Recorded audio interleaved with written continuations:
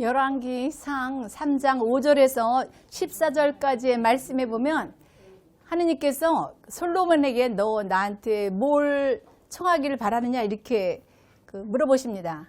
아까 알렉산더가 디오게네스에게 너 나한테 바라는 게 뭐야 이렇게 얘기했듯이 하느님께서 솔로몬에게 이렇게 뭘 원하느냐 이렇게 물으시니까 우리 같으면 뭐 이것도 주시고 저것도 주시고 뭐 막 이럴 텐데 뭐라 그러죠? 백성을 잘 다스릴 수 있는 그런 지혜를, 선과 악을 분별할 수 있는 그런 힘을 달라 그러니까 지혜와 분별을 다 허락하시면서 부귀 영화도 함께 다 누리게 해 주시겠다고 그런 말씀을 하십니다. 그러면서 너 같은 사람은 전에도 없고 후에도 없다. 저희 스승님이 한 10여 년 전에 저에게 내가 개인 지도한 사람은 크리스나 자매밖에 없습니다. 전에도 없고 후에도 없습니다. 그래서 제가 속으로 이제 교만한 마음이죠. 이제 뭐 아주 나를 이렇게 하려고 아주 그런 말을 하네. 뭐 이제 이랬는데 이렇게 제가 이 성경 말씀을 이렇게 보면서 하느님께서도 솔로몬에게 이런 복을 내리는 이는 전에도 없고 후에도 없다 이런 말씀을 하셨는데 저희 스승도 아마 저에게 그런 마음으로 그런 말씀을 하신 게 아닌가. 그때는 제가 이제 너무 하느님 안에서 뭘 모르니까 그렇게 속으로 이제 그런 생각을 했었습니다. 근데 하여튼 그러한 지혜, 분별 이런 은사를 다 허락하시면서 나머지 것들도 곁들여 받는 그러한 신앙인들이 여러분들이 되셨으면 좋겠습니다. 이렇게 자신이 주님으로부터 비록 얻어 가진 것을 바르게 잘 선용하는 방법이 하느님을 섬기는 데 사용하면 하느님께서 차고 넘치도록 아까 말라기 3장 10절 이하의 말씀과 같이 차고 넘치도록 여러분의 삶을 축복하시고 이끌어 가신다는 말씀입니다. 예. 이제 또 그레고리오 성인이 인색하고 이렇게 탐욕스러운 사람들에게 이렇게 말씀하셨습니다. 네가 재물을 얻고 싶을 때 정말 이 재물이 의롭게 얻은 재물인지 아닌지 늘 생각하고 재물을 얻기 바란다. 여러분 우리가 그 재물을 얻을 때 정말 이게 의로운 것인가 아닌가 생각하고 늘 구하고 얻으십니까? 그러니까 그렇게 하라는 거죠. 의로운 건가 의롭지 않은 것인가. 의롭지 않은 것을 구하게 되면 얻고 구하고 모으게 되면 죄를 짓게 되는 것이고 또 영원한 재앙까지 얻어 누리게 되는 것이기 때문에 의롭지 않은 물건을 그렇게 함부로 취하려 하지 말고 모으려 하지 말라. 세상 떠날 때 즐거움은 다 다른 사람에게 주고 가는 것인데 어떤 것만 보이느냐? 모은 죄, 얻은 죄, 인색한 죄만 너한테 모여 있다는 것을 깨닫고 안다면 탐욕스럽고 인색한 삶을 살지 않게 될 것이다. 이제 이렇게 말씀하셨습니다. 그리고 재물만 탐욕스럽게 모으려고 하는 것도 물론 탐욕편에 들어가지만 하느님의 지혜도 알려고 하지 말라라는 거예요. 지탐은 재탐보다 훨씬 죄가 무겁다는 거예요. 그래서 그렇게 무병장수, 보기공명, 기중하복 이런 거를 알려고 하지 말라라는 거예요. 제가 이제 저희들과 함께 기도하는 그룹이 있는데 거기서 이제 어떤 신부님에게 보낸 성모님의 메시지를 채나콜로 기도 중에서 이렇게 보니까 성모님이 그러시는 거예요. 우리들이 이끄는 대로 너희들이 딸려오면 돼. 나랑 예수님이 이끄는 대로 너희들이 딸려오면 되지 왜 어디로 끌고 가시는 거예요? 어떤 일을 일으키시려고 그러는 거 이렇게 하지 말라는 거죠. 무슨 얘기인지 아시겠어요? 저는 옛날에 그랬어요. 뭐 때문에 왜 이런 내가 원하지도 않는 방향으로 왜 일로 끌고 가시는 거예요? 난 싫어요. 나 하느님 일 하기 싫어요. 나는 세상 일 하고 싶은데 왜 날 일로 끌고 갔어요? 난 싫다고요. 막 계속 이랬는데 그러지도 말라라는 거예요. 그냥 순명하고 이끌려 오다 보면 알게 된다라는 거죠. 그분들의 섭리를. 근데 왜 그럴까요? 자기 뜻대로 하고 주님 왜 나한테 이거 안 줘요? 제가 이랬거든요. 근데 결론은 이유가 뭔지 아세요? 제 뜻대로 살아서. 근데 주님 뜻대로 이끌려가다 보니까 제가 원한 것보다 더 많은 거를 주셨어요. 이해되십니까? 예, 제가 원했던 쬐끄만 이런 것들보다 훨씬 크고 풍요로운 것들을 허락하시라는 거예요. 근데 그걸 모르고 왜 일로 끌고 가십니까?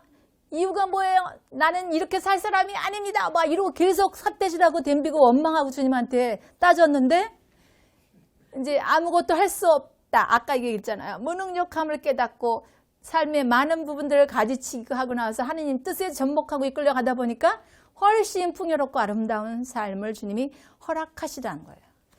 그래서 이렇게 그 베드로 후서 1장 3절에서 7절 이하의 말씀에 보면 하느님께서 우리에게 다 필요한 걸 전지전능하시고 위대하신 분께서 생명과 신심에 관한 모든 부분들을 다 허락하셨다는 거예요.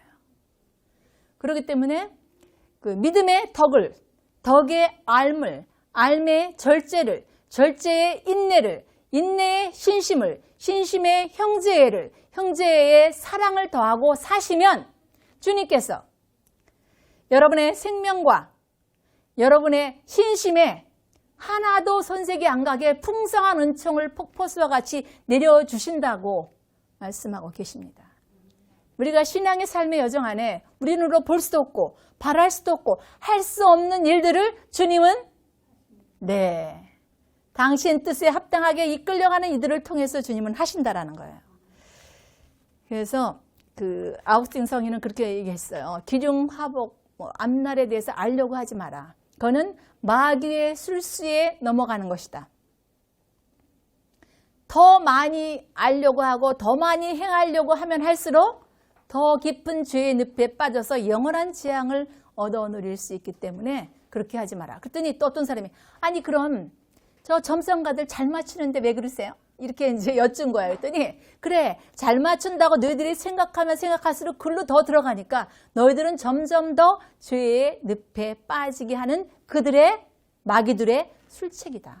그러니까 그런 술책에 빠지지 말아라. 신앙인이 된 것이 사주이고 하느님의 뜻대로 사는 것이 팔자입니다. 무슨 얘기인지 아시겠어요? 네, 신앙인이 된 것이 우리가 사주예요. 그 다음에 하느님의 뜻대로 사는 것이 이 신앙인의 팔자라는 거예요. 그러니까 뭐 기륭화복, 부귀공명, 무병장수 이런 거를 따지지 말라는 거죠. 그래서 이렇게 지탐도 문제지만 재능을 하느님께서 많이 허락해 주셨습니다. 심리학자들에 의하면 한 사람당 보통 120가지 이상의 탤런트가 있다 그래요. 그거를 잘 활용하면 주님 안에서 활용하면 활용할수록 더 많이 발견하게 됩니다. 나는 이런 것도 못했는데 주님이 일하다 보니까 이런 것도 할 수 있게 됐네. 끊임없이 발견하게 해주세요, 주님께서. 그러니까 내가 좀 지혜로운 사람이다. 그러면 그걸 나누면 어리석은 이들을 좀 깨우쳐 줄 수 있고, 덕이 있다. 그러면 선을 행할 수 있게 해주고, 내가 많은 처방을 알고 있다. 그럼 병든 이들을 낫게 할 수도 있는 거고, 내가 무슨 능력이 대단해요. 그럼 남을 근심해서 구해줄 수도 있다라는 것입니다. 근데 재능을 나누지 않으면 자기 죽으면 끝나는 거예요. 예, 고려시대 청자가 그분이 제자를 만들지 않아서 이어내려 오지 못하죠. 그듯이 나의 재능은 주님께서 허락해서 얻어 누릴 수 있는 것이니까 나누라는 거예요. 많이 나누면 나눌수록 더 풍요로운 삶을 영위할 수 있게 되는데 그걸 모르는 거죠. 재물은 나누지 않아도 내가 죽으면 누군가 갖다 써요. 그런데 재능은 나누지 않으면 그냥 없어지는 거예요. 그러니까 여러분의 탤런트가 많이 있으시다면 하나님 나라의 영광을 위해서 끊임없이 선용하시는 분들이 되셨으면 얼마나 하나님 나라를 확장하는데 큰 역할을 하시는 것이겠습니까? 제가 수업 중에 이렇게 자기 탤런트를 한번 써오라 그랬어요. 그랬더니 어떤 분은 65개를 써왔어요. 근데 이제 우리들이 생각할 때, 뭐 저게 탤런트야 이렇게 생각할 수 있는 부분까지도 그분은 자기 탤런트라는 거죠. 청소 깨끗이 잘하고, 뭐 설거지 잘하고, 무슨 청소 잘하는 게 탤런트, 우리는 이렇게 생각하잖아요. 그러니까 자기가 잘할 수 있는 게 탤런트인 거죠. 그러니까 그 65개씩 쓴 분은 그 명동 그 뒷골목에 그 예전에 그 개성 국민학교짜리, 초등학교짜리 그 언덕 샬트르바우르 수도회에서 이렇게 언덕 내려서 명 카톨릭회관 후문 쪽에 오는 그 길을 그분이 눈 오면 쓰시는 거예요. 그러니까 청소 잘하는 탤런트 만든 거죠. 이렇게. 그렇게 그런 65개를 써오신 분들이 있던데 여러분도 한번 되게 가서 좀 한번 정리해 보세요. 나는 어떤 탤런트가 있는가. 그 탤런트를 주님 나라를 위해서 쓰시는 그러한 분들이 되셨으면 좋겠습니다. 지금까지는 이제 그 탐욕을 풀다의 개강까지 이제 지금까지 말씀드렸고, 지금부터는 어떻게 하면 베품의 덕을 잘 실천하고 살 수 있을까에 대해서 말씀드리겠습니다. 해나 달은 모든 이에게 골고루 다 비치죠. 네? 그 마태복음 5장 45절 이하에도 하느님께서 그래요. 그 해도 비도 선인이나 악인이나 다 골고루 비치고 내린다고. 그 뜻이 해나 달도 모든 이에게 골고루 비치듯이 우리가 쌓은 모든 것을 모든 이에게 골고루 이렇게 나눌 수 있는 이들이 되셔야 된다는 거죠.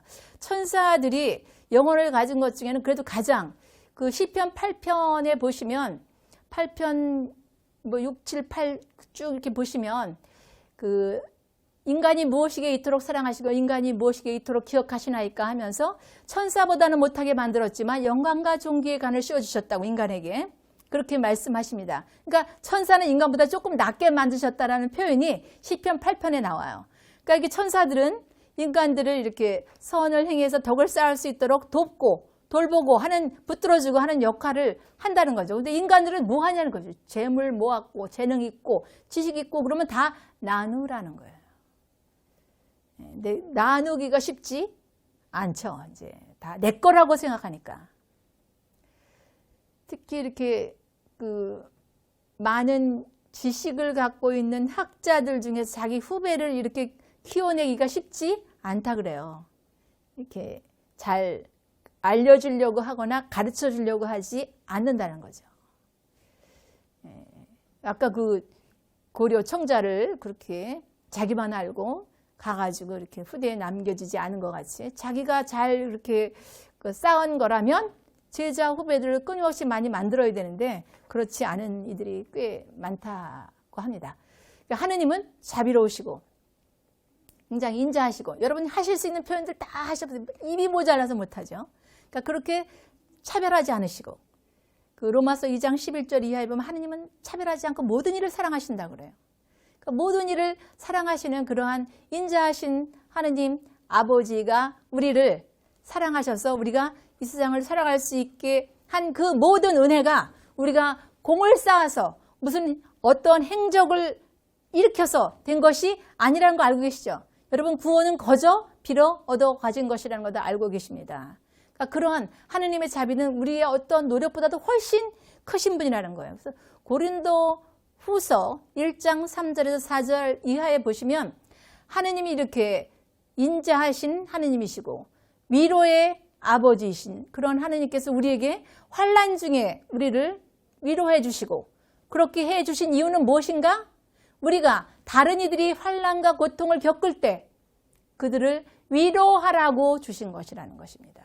그러니까 그러한 위로의 하느님, 인자하신 하느님, 정의로우신 하느님, 그러한 하느님의 자녀로서 이 세상을 살아가는데 그렇게 살으라는 거예요. 모든 이에게 자비롭게, 사랑스럽게, 인자하게 살라는 거예요. 그래서 이렇게 그 사랑을 실천하고 끊임없이 그 선한 일을 하면서 덕을 쌓아가는 이들은 자선을 베푸는 것을 아까워하지 않습니다.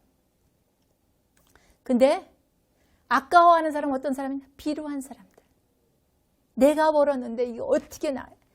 여러분, 내가 그냥 벌을 수 있나요? 누군가를 통해서 역사하시는 하느님이신 거예요. 하느님 것인데 나 혼자 번 게 아니에요. 함께 더불어 버는 거예요. 근데 그걸 아까워서 벌벌 떠는 이들은 어떤 이들이죠? 비루한 이들이에요.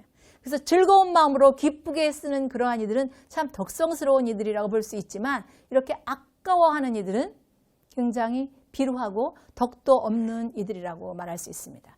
서양에 어떤 임금이 있었는데 아주 모든 사람이 다 싫어하는 임금이에요. 왜 다 싫어하냐? 뭐 누군가가 임금이면 뭐든지 다 남에게 뭘 줄 수 있잖아요. 이렇게 많이 갖고 있으니까. 많이 요구하는 사람에게는 아우 그건 많아서 줄 수 없어. 조금 요구하는 사람 아유 그건 너무 작아서 줄 수 없어. 그런 주위에 누가 있겠어요? 아무도 없죠. 그렇게 이유나 핑계를 대고 안 주려고 하는 그러한 이는 굉장히 비루하고 굉장히 모자라라는 거죠. 근데 알렉산더는 주위에 사람이 굉장히 많았다 그래요. 굉장히 사람들의 사랑을 받았대요. 잘 주었대요. 이렇게 누군가가 뭐를 이렇게 요구하면, 요만큼을 요구하면 이거보다 더 많은 양을 주는 거예요. 그러면 이렇게 왕께서 이렇게 많이 주시면 이거는 제가 요구한 것보다 훨씬 많습니다. 이건 좀 사양하고 요만큼만 갖겠습니다. 그러면 다 가지라고. 나는 네가 요구하는 것보다 내가 주고 싶은 게 더 크기 때문에 준다. 나의 왕된 기쁨은 줄 수 있다는 것이다. 그러니까 이런 왕도 있는가 하면 아까 같이 많이 요구하면 너무 많아서 못 주고, 조금 요구하면 너무 작아서 줄 수 없다. 이렇게 하는 그런 왕도 있죠. 아까 그 그리스의 디오니스 왕은 이렇게 그 아들이 그건 디오니스 1세고 2세인 아들이 이제 그 아버지가 보기에 굉장히 중신들의 마음을 얻지 못하는 것 같이 보였어요. 그래서 아들에게 네가 이렇게 진귀한 물건들을 많이 갖고 있으면 이러한 귀중한 신하들과 많은 벗들이 너를 신임하거나 너와 함께 할 수 없다. 그러니까 이 가진 모든 것들을 다 나누어 주고, 네가 마음을 그들에게 얻으려면, 진정한 왕이 되어 마음을 얻으려면 불의의 의분을 갖고 가난한 이들에게 나누어 주는 그러한 두 가지 삶을 충실히 살아낸다면 너는 왕으로서 인정받을 수 있을 것이다. 결국 아버지가 죽고 왕에 올랐다, 삼촌한테 뺏겼다, 다시 뭐 또 이제 이렇게 어려움을 겪는 그런 왕이 되었는데 아버지가 그렇게 얘기를 하셨다는 거예요. 그 다음에 어떤 이제 아주 대갓집에 청지기가 있었어요. 그 청지기는 아주 그 집안 일을 굉장히 열심히 잘 하는 청지기였죠. 그래서 주인에게 더 잘 보이려고 명단을 두 줄로 필요한 일꾼, 필요 없는 일꾼 두 줄로 쫙 적어가지고 주인에게 갖다 드렸어요. 요 분들은 필요한 분들이, 요 분들은 다 내보내야 될 분들이라고. 그래서 주인이 이렇게 보더니 그건 굉장히 자비로운 주인이었던 것 같아요. 이게 필요한 분들은 정말 필요한 분들이구나. 그리고 이렇게 필요 없다고 이렇게 내쫓으라고 한 그분들을 이렇게 보더니 자네가 나더러 이분들은 필요 없다고 했지만 그분들이 나를 필요로 하니까 놔두라고. 이런 마음을 우리가 가져야 된다는 거예요. 저희 아버지가 이제 저희들은 이렇게 뭐 그냥 그 떨이 물건 이런 걸 먹였지만 이렇게 5일장에 저희 집에 이렇게 오셔가지고 문 열고 저희 아버님 계시냐고 이렇게 찾는 분들이 계셨어요. 근데 제가 그 당시 봤을 때는 막 행색이 좀 이렇게, 우리는 시내 살았는데 저 시골에서 그냥 제가 보기에는 아주 꼬질꼬질하고 뭐 이제 이런 모습의 분들인데 저희 집에 이렇게 장날이면 이렇게 와서 대문을 열고 계시냐고. 저는 그 당시는 싫었어요. 그분들이 저희 아버지 계실 때 오시면 저희 아버지가 꼭 양조장에 가서 술 사오라 그래가지고 그분들 주한상을 꼭 차리라고 하시니까 행색이 제가 그러니까 이제 싫었던 거죠, 이제. 그러고 이제 저희 아버지가 안 계시면 한 몇 시간 후에 이제 또 오세요. 아직도 안 들어오셨냐고. 그럼 전 속으로는 이제 아버지가 안 들어오기를 이제 바랐고 이제 이랬었어요. 그리고 저희 어머니는 이제 그 당시만 해도 이렇게 간장, 된장 담가 먹는 집도 그렇게 흔치 않았어요. 쌀은 물론 뭐 없어서 굶는 아이들도 많았죠.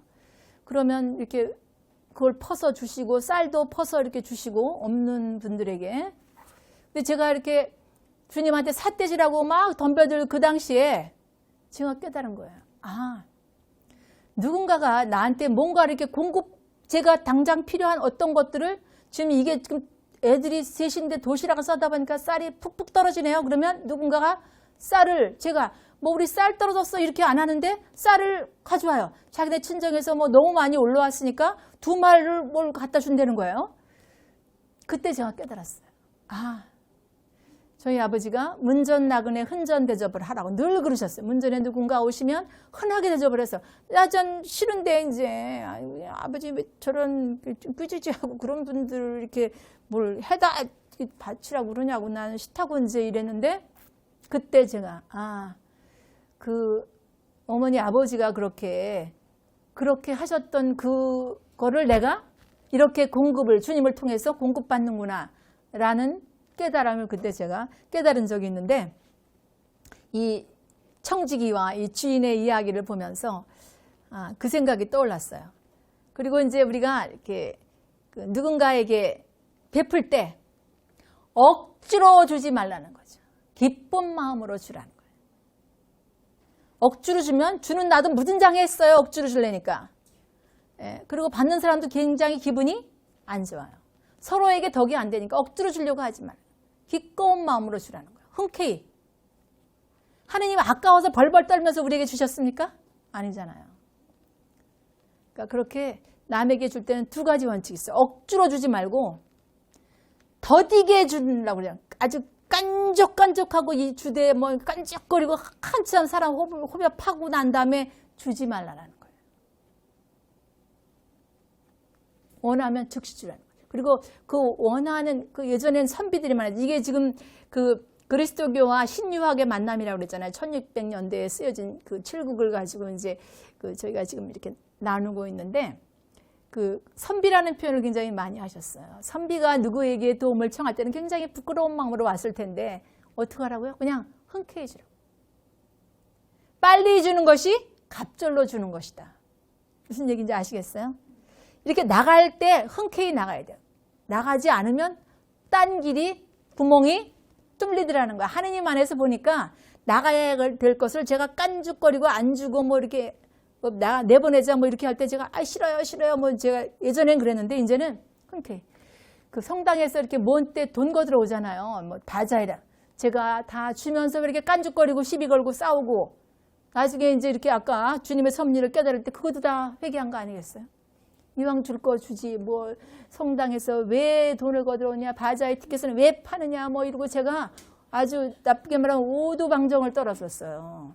하느님 사업에 쓰이는 건데 그렇게 제가 아주 그랬던 거 제가 아주 자신나게 많은 것을 통해서 자신나게 겪고 흔쾌히 내보내자 그런 삶의 그 지혜가 생겼어요. 그래서 세네카는 그런 말이에요. 어떠한 물건을 누가 주면 어떠한 뜻으로 줬는지를 살피고 어떠한 일을 하는지를 살피기 전에 어떠한 마음으로 하는지 손에 가득 채워주기를 바라지 말고 손을 즐겁게 해주는 일을 하라는 거예요. 그러면 내가 남에게 베풀 때는 내가 남에게 받는 듯이 한다면 무슨 얘기인지 아시겠죠? 내가 남한테 받으려면 다 먹다 남은 꽁다리 줄까요? 미리 떼서 줘야 되겠죠. 무슨 말씀인지 이해되시니까? 제가 이제 이렇게 예전에 잡채 뭐 이런 걸 만들면 저희 식구 먼저 먹기 전에 띄어서 나눴어요, 이제. 그 나눔을 저희 아들이 그렇게 잘하더라고요, 보니까.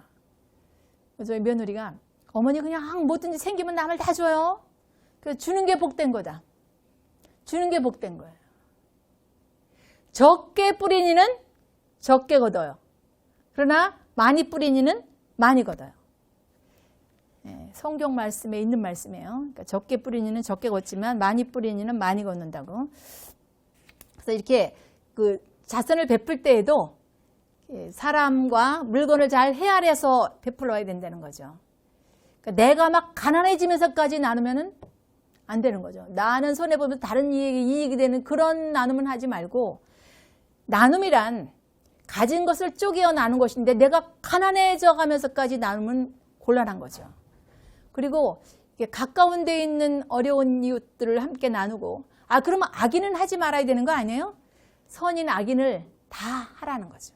왜냐하면 그들도 하나님의 구원에 대하여 들어갈 수 있는 일이기 때문에 악인이니까 안 해요.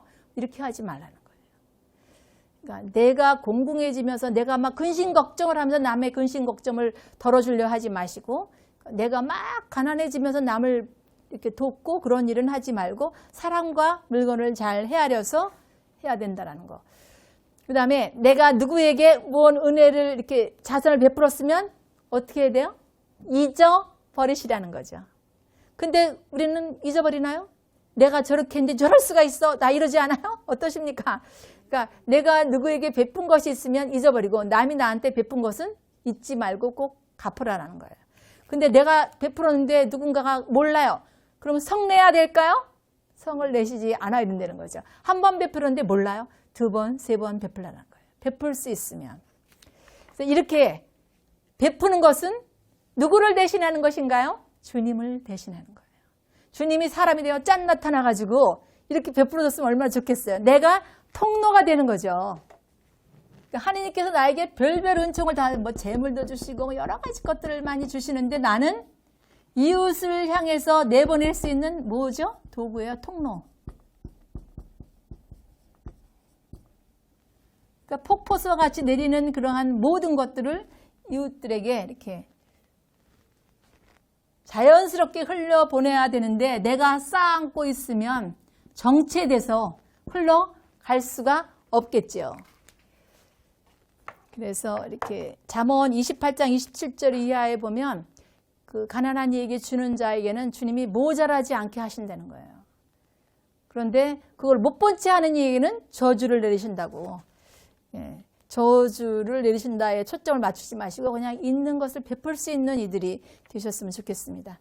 그래서 또 이렇게 그 하늘나라에 오를 수 있는 좋은 방법이 두 가지가 있는데 뭔가 내가 어려워요.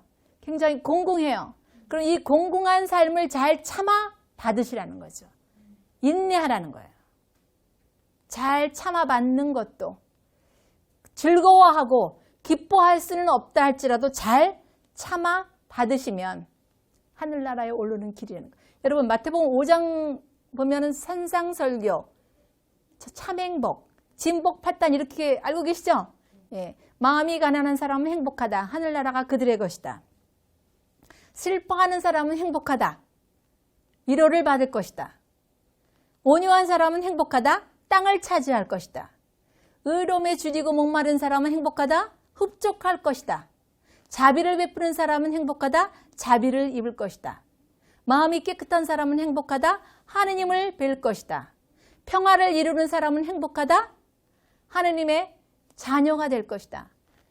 그 다음에 의로움 때문에 박해를 받는 자는 행복하다. 하늘나라가 그들의 것이다. 그러니까 내가 지금 상황이 어려워요. 그거를 잘 참아받으면 하늘로 올라가는 날개를 닿는. 근데 저는 그렇게 굉장히 어려울 때 그 속된 표현으로 오도방정을 떨은 거죠. 막 오도방정을 떨으니까 뭐 팔, 다리, 어깨 다 나가는 거예요. 이제 막 내 힘으로 뭔가를 해보려고 막 애를 쓰니까 온 몸이 다 망가지니까 망가져도 뭘 해보겠다고 다니니까 더 망가지죠. 예? 근데 그럴 때 잘 참아받는 것. 예, 성령의 열매의 인내도 있잖아요.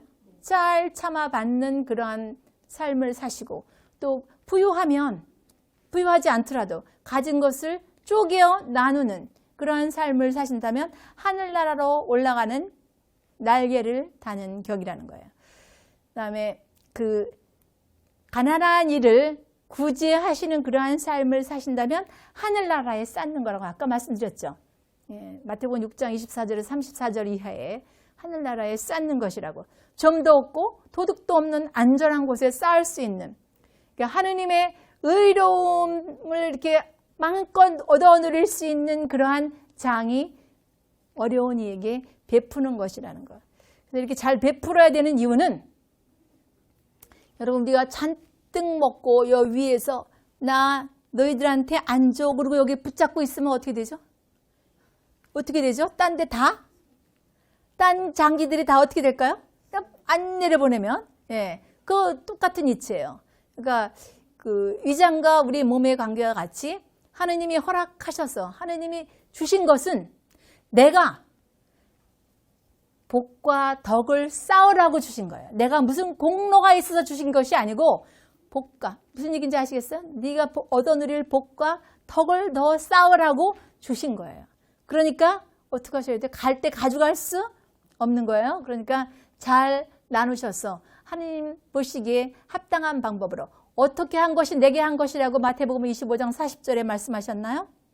가장 보잘것없는 것 사람에게 한 것이 내게 한 것이다. 어떤 이들이에요? 굶주리고 목마르고 나그네 되고 홀벗고 병들고 감옥에 갇힌 이들에게 한 것이 내게 한 것이다. 어떻게 하신다 그랬어요? 양과 염소를 가르듯이 가르신다는 거예요. 오른쪽과 왼쪽으로 가르신다는 거예요. 영원한 하느님 나라와 지옥불을 이렇게 가르신다고 그랬어요. 이 실천 기준이 뭔가? 자선을 베풀라. 사랑을 실천하라는 거죠. 예, 그러니까 안 나누는 것은 위장에다 잔뜩 넣어놓고 이렇게 나 안 내려가 이렇게 하는 거랑 똑같다라는 말씀이에요. 예, 하느님께서 주신 많은 탤런트, 뭐 여러 가지 재물, 뭐 여러 가지 것들이 있는데 그것을 잘 나누는 것이 굉장히 아름다운 삶이라는 거. 나누지 않는 거를 어떻게 비교하셨냐면 추운 겨울에 이불 하나를 여러 행제에게 덮으라고 주셨는데 한 힘센 애가 이불을 다 끌어가면 나머지 애들은 이불을 못 덮고 잔다는 거죠. 지금이야 애들이 방 하나씩 다 차지하고 살지만 옛날에는 한 방에서 10명도 자고 그랬잖아요. 그러니까 한 아이가 이불을 다 차지하는 격이다.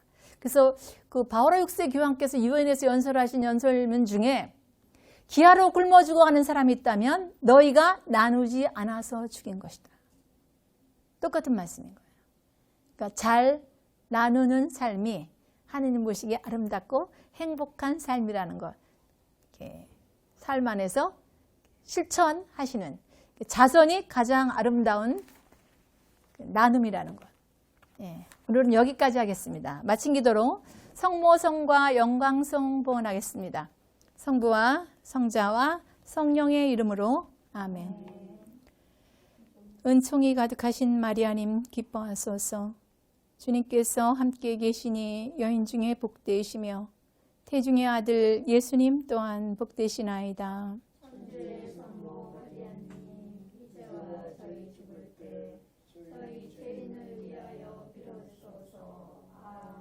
영광이 성부와 성자와 성령께 성부와 성자와 성령의 이름으로 아멘. 감사합니다.